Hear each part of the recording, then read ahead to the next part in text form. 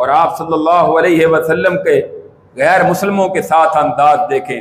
ثمامہ بن اسال ایک قیدی گرفتار ہو کر آ جاتا ہے. صحابہ اکرام کا ایک چھوٹا سا گروہ وہ مدینہ کے باہر گشت کر رہا تھا.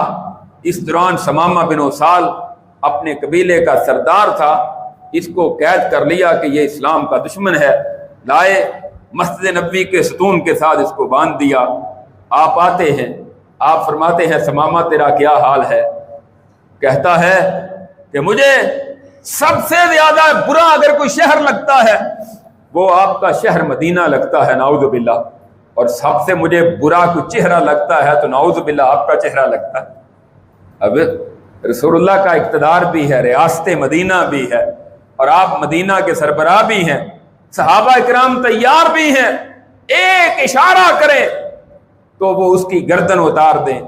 آپ فرماتے ہیں کوئی بات نہیں، اس کو کھانا کھلاؤ، اس کو دودھ پلاؤ. 3 دن تک آپ پوچھتے رہے.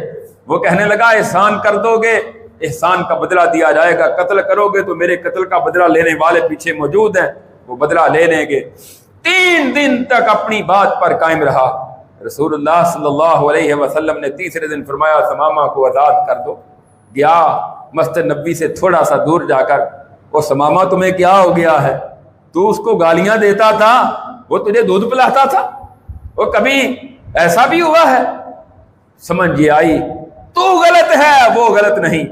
آیا واپس رسول اللہ کا کلمہ پڑھا، کہنے لگا اللہ کے رسول اب مجھے سب شہروں سے زیادہ اگر کوئی پیارا شہر لگتا ہے تو آپ کا شہر مدینہ لگتا ہے، اور سب چہروں سے زیادہ اگر کوئی خوبصورت چہرہ لگتا ہے تو وہ آپ کا چہرہ مبارک ہے. یہ تبدیلی، یہ انقلاب آیا تھا